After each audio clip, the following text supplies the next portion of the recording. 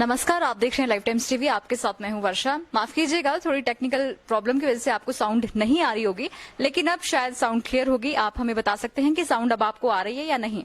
तो हम बात कर रहे थे कि आज हम सोलन के शूलिनी होम्योपैथिक क्लिनिक में मौजूद हैं। आज हम डॉक्टर अमित दवाश से बात करेंगे और जानेंगे बवासीर के बारे में। बवासीर कैसे होती है, क्या इसके कारण रहते हैं, इन सब के बारे में आपको जानकारी देंगे। और डॉक्टर अमित दवाश अब तक 1000 लोगों को इस बीमारी से रोग मुक्त कर चुके हैं। तो आज उनसे जानेंगे कि कैसे तो ये बीमारी उत्पन्न होती है और क्या इसके लक्षण रहते हैं, और जो लोग इस बीमारी से अगर ग्रसित हैं या उनके आस पड़ोस या नेबर कोई भी रिश्तेदार उनका इस बीमारी से ग्रसित है तो वो उनके लिए सवाल भी पूछ सकते हैं और आप लोग लाइव में अपने सवाल पूछ सकते हैं। साथ ही साथ आप इस स्ट्रीम को जरूर शेयर करें ताकि आपके जो सगे संबंधी इस बीमारी से ग्रसित हैं तो वो लोग भी इसके बारे में जान सके। तो सबसे पहले डॉक्टर जी का स्वागत करते हैं। डॉक्टर साहब, आपका स्वागत है। धन्यवाद जी। तो डॉक्टर साहब, हम आज जिस टॉपिक पे बात करने वाले हैं वो है बवासीर। इस बीमारी से बहुत से लोग ग्रसित हैं और कई बार ऐसा होता है कि लोग इस बीमारी के बारे में बातचीत नहीं कर पाते हैं या फिर शर्म से महसूस करते हैं अपनी इस बीमारी के बारे में बताने के बारे में। तो सबसे पहले हम आपसे यही जानना चाहेंगे कि बवासीर के कारण है क्या, ये कैसे होती है? देखिए, बहुत अच्छा सवाल है आपका। और आज की डेट में बात करें तो बहुत लोग इस समस्या से परेशान हुए, क्योंकि हमारा जो लाइफ स्टाइल है, हमारा जो खान पान है, वो बहुत पूरी तरह से गलत हो चुका है। लाइफ स्टाइल हम देखते हैं कि हम अगर खाने की अगर हम बात करें तो खाने में ही हम देखते हैं कि बहुत ज्यादा फास्ट फूड हम लोग ले रहे हैं, हेल्दी डाइट हम लोग नहीं ले रहे हैं। तो उसका असर कहीं ना कहीं हमारी जीवन शैली पर, हमारे स्वास्थ्य पर पड़ता ही पड़ता है। तो जो बवासीर है, ये समस्या एक ऐसी समस्या है जो कि हम देखते हैं कि आपके गलत खान पान होने की वजह से भी आपको होती है। साथ ही इसके साथ साथ जो सबसे बड़ा रेस्पॉन्सिबल जो चीज है इसके लिए, वो कब्ज है आपका। अगर आपको कब्ज रहता है तो आपको ये समस्या होने ही वाली है।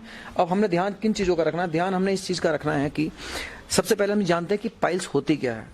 तो साथियों, होता क्या है कि हमारे शरीर के अंदर दो प्रकार की रक्त वाहिनियां होती हैं। एक वो रक्त वाहिनी जो हृदय से शुद्ध रक्त यानी कि ऑक्सीजनेटेड ब्लड को शरीर की कोशिकाओं तक ले जाने का काम करती है, जिसको हम आर्टरीज कहते हैं। एक होती है वेन्स जो कि डीऑक्सीजनेटेड ब्लड को हार्ट में लेके आती हैं और हार्ट से फिर वो लंग्स में जाता है साफ होने के लिए, यानी कि ऑक्सीजनेटेड होने के लिए।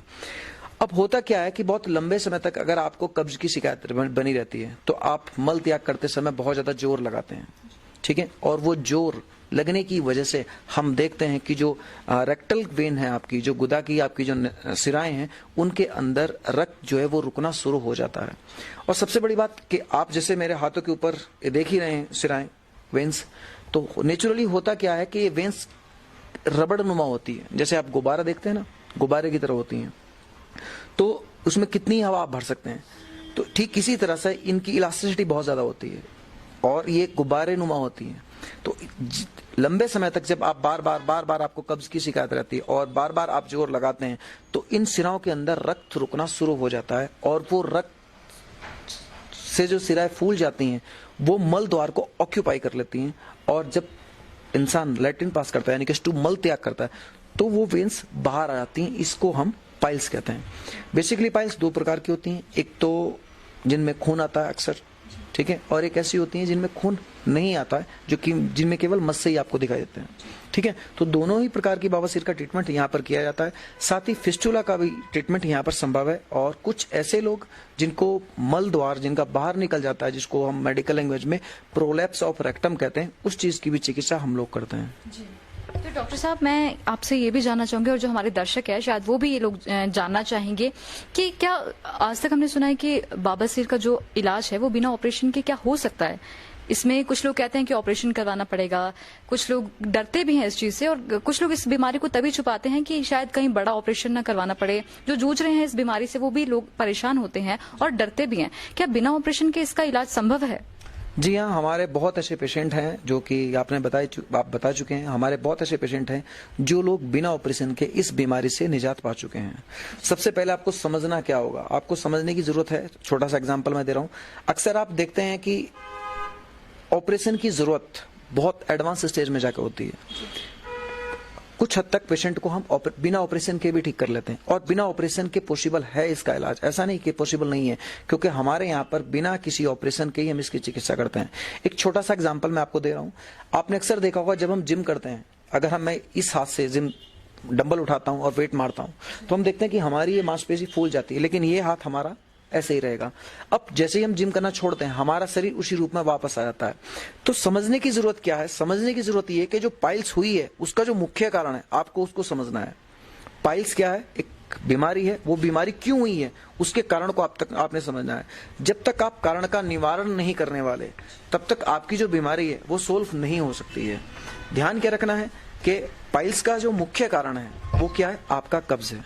अगर आपको कब्ज बना रहता है और आप फिर भी ऑपरेशन करवा लेते हैं, तो ऐसे न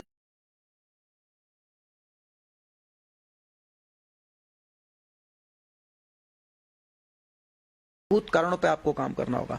जब तक आपका कॉन्स्टिपेशन रहेगा, तब तक आपकी पाइल्स की समस्या, आप एक ऑपरेशन नहीं 3 ऑपरेशन करा लीजिए, वो बार बार आपको होती ही रहेगी।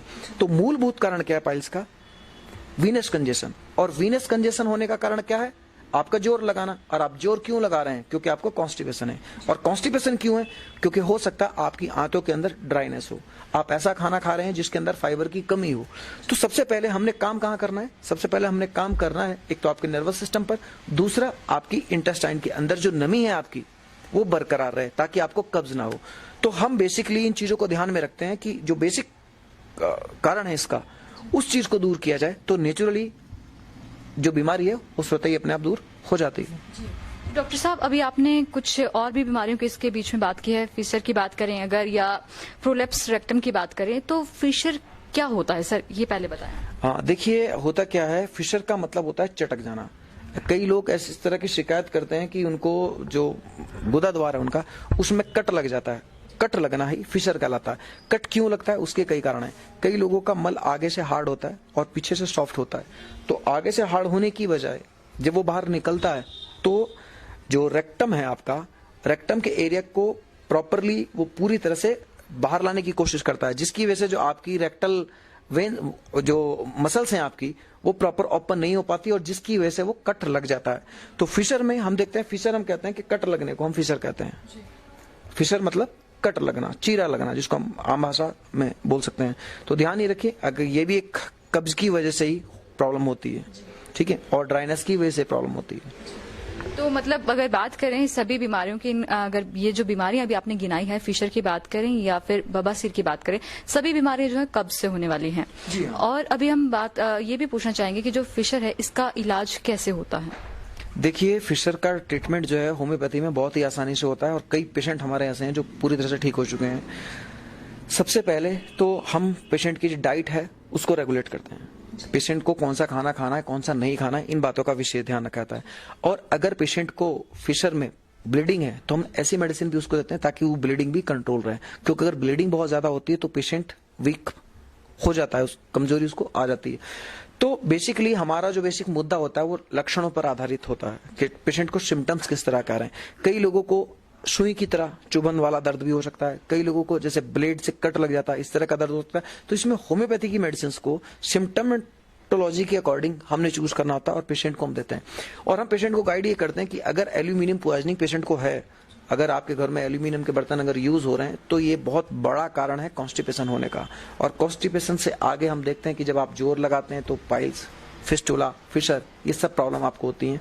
तो बेसिकली कॉन्स्टिपेशन आपको ना रहे, ऐसी डाइट हम पेशेंट को बताते हैं। साथ ही होम्योपैथी की ऐसी मेडिसिन हम पेशेंट को प्रिस्क्राइब करते हैं ताकि वो इंटेस्टाइन के और जो रेक्टम है उसके स्पेसिफिक एरियाज पर काम करती हैं, ताकि वो एरिया मॉइस्ट रहे, सॉफ्ट रहे और स्टूल आसानी से पास हो सके।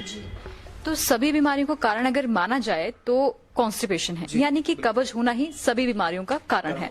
जिसको कब्ज है उसी को बवासीर भी होगी और फिशर जैसी बीमारियां भी उसको उत्पन्न हो सकती हैं।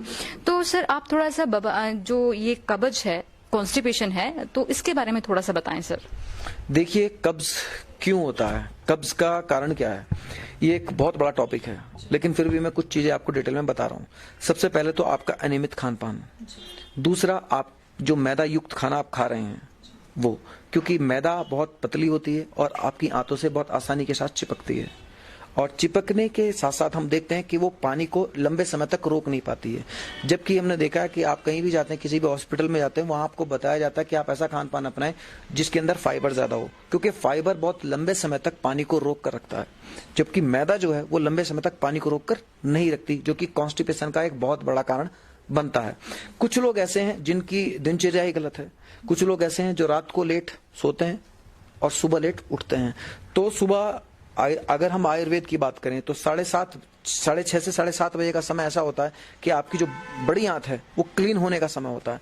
तो अगर उस टाइम अगर आप मल त्याग नहीं करते तो लंबे समय तक जब मल आपकी आंतों के अंदर पड़ा रहता है तो आपकी आंतें लगातार उससे पानी अवशोषित करती रहती है।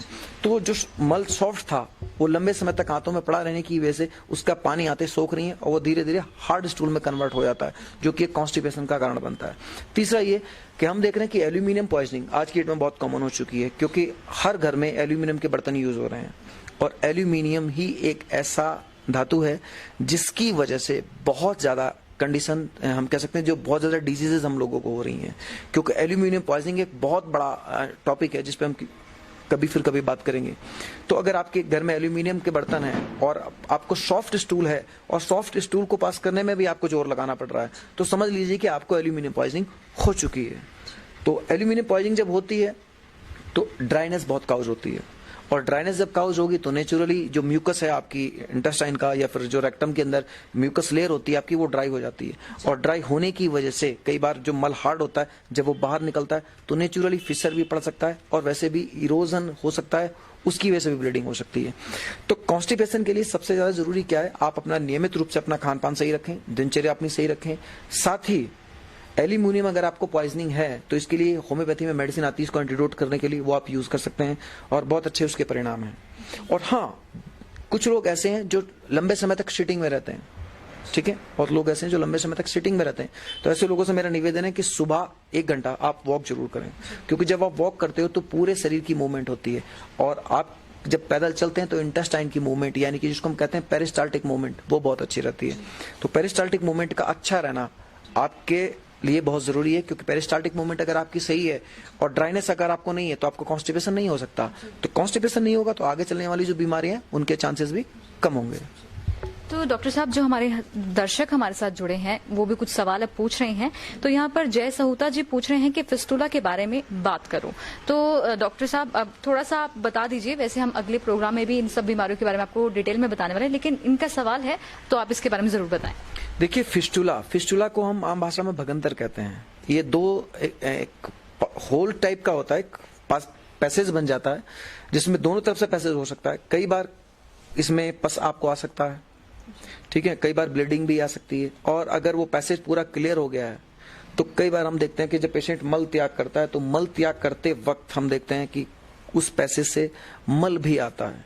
तो इसके लिए सबसे ज्यादा जरूरी क्या है कि आपके शरीर के अंदर ब्लड का जो सर्कुलेशन है वो सही होना चाहिए। आप लंबे समय तक बैठे ना रहें।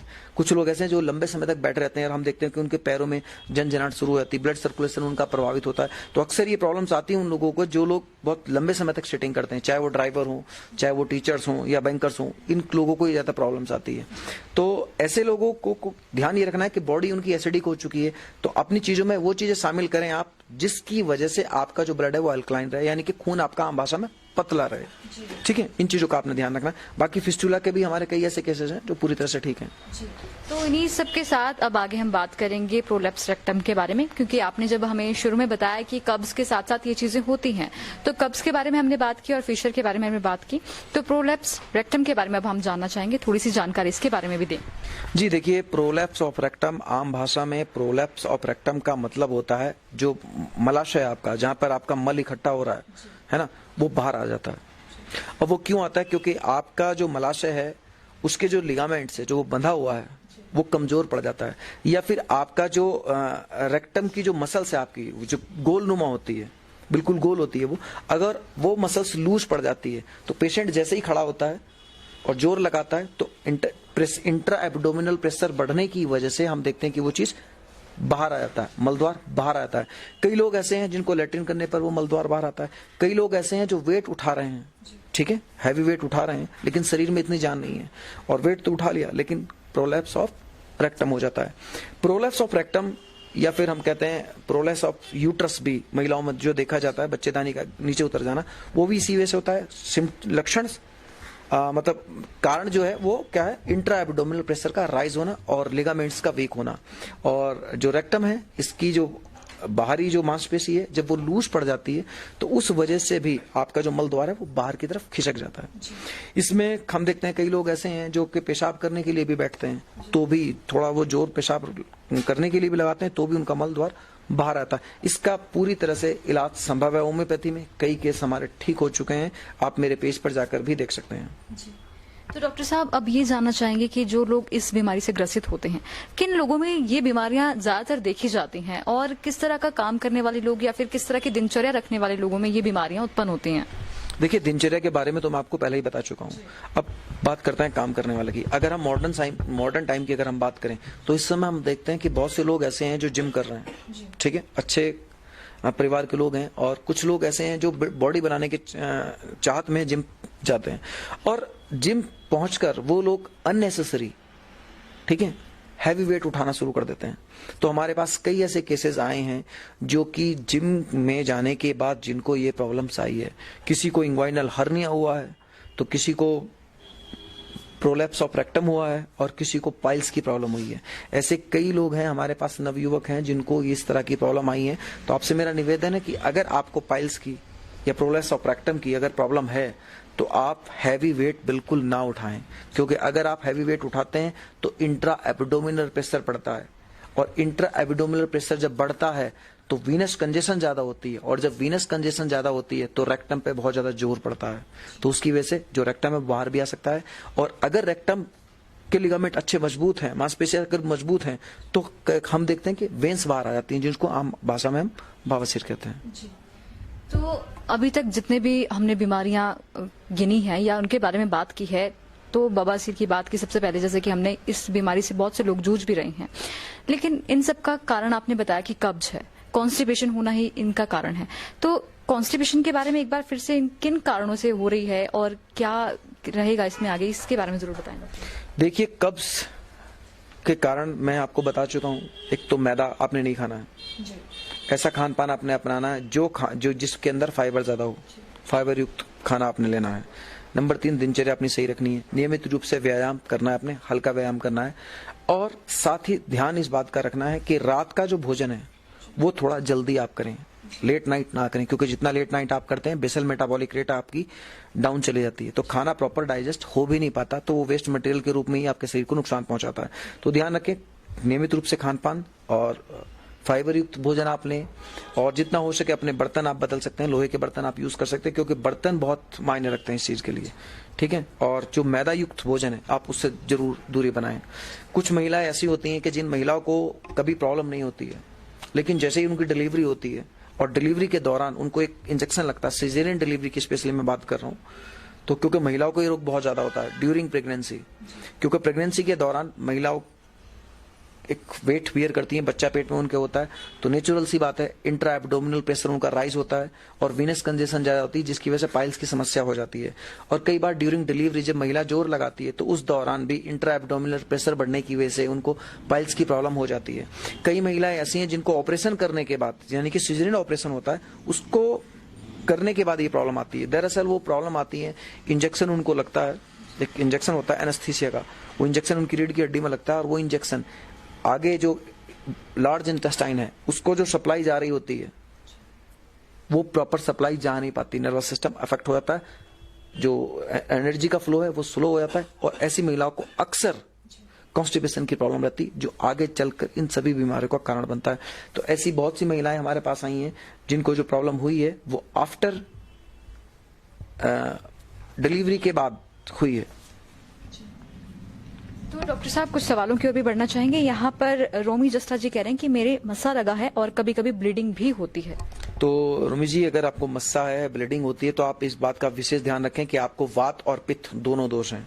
आपने ध्यान क्या रखना है कि आपने खान पान में एक तो गरम मसालों का सेवन ज्यादा नहीं करना है, लाल मिर्च का सेवन ज्यादा नहीं करना है आपने, और मस्सा है तो इसका मतलब ये वात भी है, तो वात को बढ़ाने वाली चीजें आपने कम खानी है, जैसे गोभी का सेवन आपने कम करना है, आलू का सेवन कम आपने करना है, राजमा का सेवन आपने कम करना है, और माँ की दाल का आपने सेवन कम करना है। तो ध्यान रखना इस चीज का। रात को चावल का सेवन बिल्कुल आप ना करें, और ज्यादा ही समस्या है तो आप मेरा नंबर स्क्रीन पर देख ही रहेंगे, आप मुझसे संपर्क कर सकते हैं, या हाँ यहाँ आ भी सकते हैं आप। तो यहाँ पर आगे एक और दर्शक हमारे साथ जुड़े हैं जिन्होंने सवाल पूछा है, लेकिन इनका नाम थोड़ा सा टिपिकल सा है, भूतों के तांत्रिक करके इनका नाम है, और इनका सवाल भी यही है कि मुझे मसे हुए हैं सर।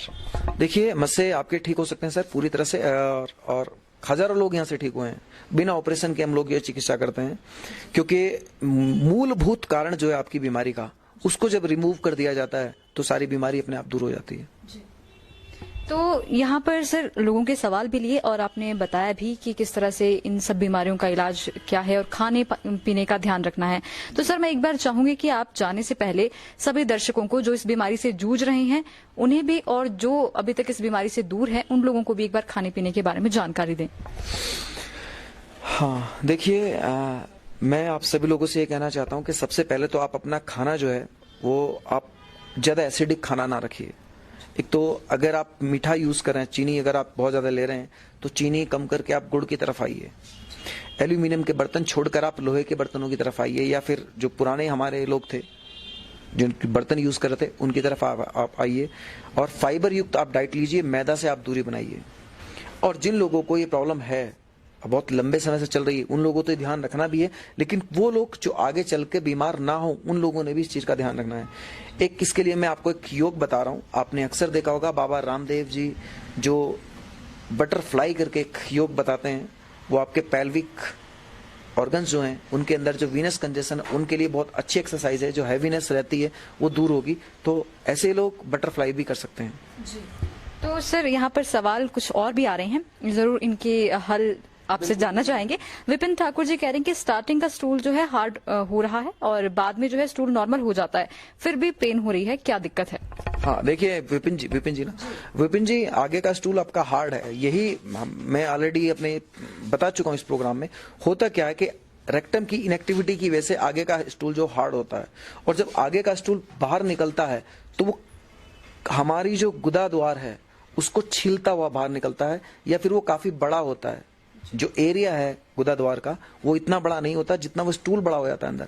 जब वो बाहर निकलता है जोर लगाकर तो वो कट वहां पर लगा देता है, जिसको हम फिशर कहते हैं। तो आपको जो पेन है वो पेन होगा या तो ब्लेड लगने के समान पेन होगा, यानी कि आपको जैसे कट मार दिया हो ब्लेड से, या फिर कोई कांटा चुभने जैसा दर्द आप महसूस करते होंगे, तो ये फिशर की आपको प्रॉब्लम है।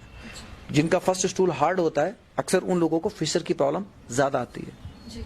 तो अगला सवाल पवन चौहान जी का है। एक मेरा सवाल ये पूछ रहे हैं कि जब मैं पेशाब करता हूं तो मेरे बैक में बहुत जोर से पेन होती है और दर्द जो है 30 से 40 सेकंड तक रहती है, लेकिन दर्द बहुत जोर से होती है। देखिए, अगर आप पेशाब करते हैं तो अगर आपकी बैक में पेन होती है तो उसका कारण कुछ और भी हो सकता है। हो सकता है आपको किडनी स्टोन भी हो सकती है, ठीक है। तो आप इसके लिए अल्ट्रासाउंड जरूर कराएं अपना। और यहाँ पर देश राज्य फिर से फिस्टुला के बारे में पूछ रहे हैं, जिसके बारे में आप बता चुके हैं, लेकिन थोड़ा सा इन्हें बता दीजिए जाते जाते। देखिए देशराज जी, फिस्टुला के बारे में आप क्या पूछना चाहते हैं, पहले अपना क्वेश्चन आप क्लियर कीजिए, क्योंकि फिस्टुला एक शब्द है ना। आप इसके बारे में आप डिटेल क्या लेना चाह रहे हैं, आप मुझे ये जरूर बताएं जी। और नरेंद्र ठाकुर जी पूछ रहे हैं कि मस्सों की प्रॉब्लम है और ईचिंग भी होती है। हाँ नरेंद्र ठाकुर जी, अगर मस्से हैं और ईचिंग है तो इसका इलाज पूरी तरह से संभव है, आप हमारे पास विजिट कर सकते हैं। और यहाँ पर विपिन जी ने आपसे पहले पूछा था कि हार्ड और स्टूल के बारे में, कि स्टूल हार्ड हो जाता है फिर नॉर्मल हो जाता है, और उसी के बारे में वो पूछ रहे हैं कि इसका ट्रीट कैसे कर सकते हैं। देखिए सर, इसके लिए होम्योपैथी में मेडिसिन आती हैं जो कि आपकी रेक्टम की एक्टिविटी पर काम करती हैं और वहां पर मॉइस्चर बना रहे, यानी कि नमी बनी रहे, ड्राइनेस ना हो, है ना, उसके लिए आपको मेडिसिन लेनी होंगी। तो आप लोगों के जितने भी सवाल हैं, हमने सवाल डॉक्टर साहब से पूछे हैं और डॉक्टर साहब ने आपको बहुत ही अच्छे तरीके से बताया है कि किस कारण आपको ये दिक्कत हो रही है और इसके लिए आपको क्या करना है। अगर आपको ज्यादा प्रॉब्लम है तो आप डॉक्टर साहब से मिलकर अपनी समस्या का हल जान सकते हैं। और इसी के साथ अब यहाँ पर आप लोगों के सवाल खत्म हुए और डॉक्टर साहब ने आपको बवासीर के बारे में, कॉन्स्टिपेशन के बारे में बताया कि किन कारणों से ये होती है और जब ये हो जाती है तो क्या दिक्कतें आती हैं, इसके बारे में भी आप लोगों को बताया गया है। और इसी के साथ अब डॉक्टर साहब से हम अलविदा भी लेना चाहेंगे, क्योंकि अगले एपिसोड में हम बात करेंगे किसी और प्रॉब्लम के बारे में, जिसके बारे में आप लोग डॉक्टर साहब से और भी सवाल पूछ सकते हैं। और इस स्ट्रीम को ज्यादा से ज्यादा शेयर करें ताकि जो डॉक्टर साहब ने यहाँ पर जानकारी दी है और बताया है किस तरह से आप छुटकारा पा सकते हैं इन बीमारियों से और किस कारण ये होती है, इसके लिए क्या क्या करना है, ये जानकारी भी आप प्राप्त कर सकते हैं। और जाने से पहले डॉक्टर साहब से जरूर ये पूछना चाहेंगे कि अगला एपिसोड कब और किस बीमारी पर हम डिस्कस करने वाले हैं। जी, अगला एपिसोड हम 25 तारीख को करने वाले हैं और हमारा जो अगला एपिसोड रहेगा वो जॉइंट पेन को लेकर रहेगा, यानी कि जोड़ों के दर्द को लेकर। तो अगर आपका कोई सगा संबंधी जोड़ों के दर्द से परेशान है तो आप उस तक हमारा ये मैसेज जरूर पहुंचाएं, वो हमारा लाइव प्रोग्राम जरूर देख सकता है। तो 25 नवंबर को आप लोग जोड़ों के दर्द के बारे में जानना बिल्कुल ना भूलें। 25 नवंबर को हमारे साथ जुड़ें और डॉक्टर साहब से जानकारी प्राप्त करें कि जोड़ों के दर्द के लिए क्या करना है, किन कारणों से ये जोड़ों का दर्द होता है। तो आज का जो टॉपिक था वो बवासीर का था। इसके बारे में सभी को जानकारी दी गई, किस तरह से क्या करना है और क्या नहीं, किस तरह से बीमारी होती है, इसके बारे में भी आपको बताया गया। तो अब आप लोगों से अलविदा लेना चाहेंगे। इसी के साथ देखते रहिए लाइव टाइम्स टीवी।